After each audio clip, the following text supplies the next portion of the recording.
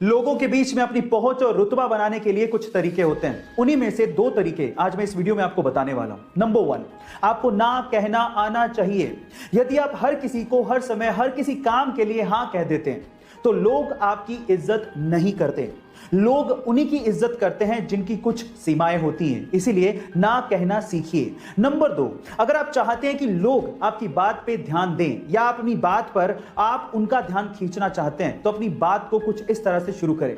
मैं ये बात बताना तो नहीं चाहता था, लेकिन गाइस ये दोनों साइकोलॉजिकल फैक्ट आपको कैसे लगे चैट सेक्शन में जरूर लिखिएगा। अगर आप फिट और हेल्दी रहना चाहते हैं तो आज इस वीडियो में मैं आप लोगों को 2 हेल्दी टिप्स देता हूं।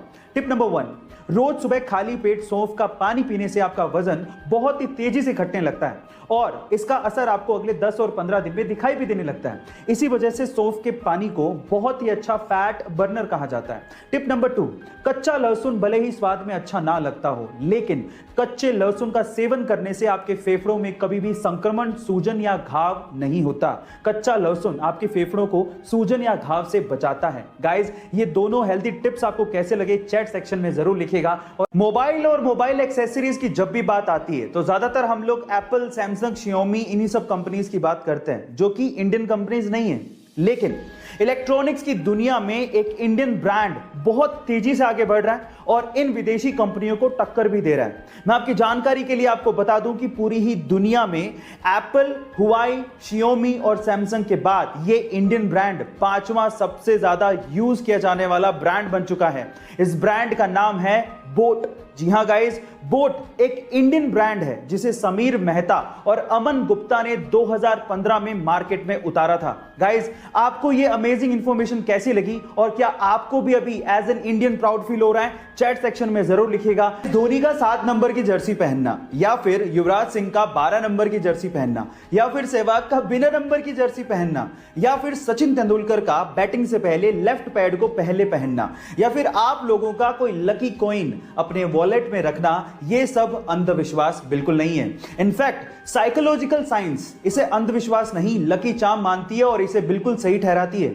साइकोलॉजिकल साइंस ये कहती है कि अगर कोई इंसान लकी चार्म अपने पास रखता है और उस लकी चार्म पे पूरा विश्वास रखता है तो डेफिनेटली उसका काम अच्छे से बन ही जाता है। सो गाइस, आप कौन सा लकी चार्म अपने पास रखते हैं या किस चीज को आप अपना लकी चार्म मानते हैं चैट सेक्शन में जरूर लिखिएगा। और ऐसी बहुत सारी चीजें हैं जो कि इंडिया ने ही पूरी दुनिया को दी हैं और हम में से बहुत सारे इंडियंस उनके बारे में जानते तक नहीं हैं और उसमें से एक है स्टील। जी हां गाइस, स्टील इंडिया ने ही दुनिया को दिया।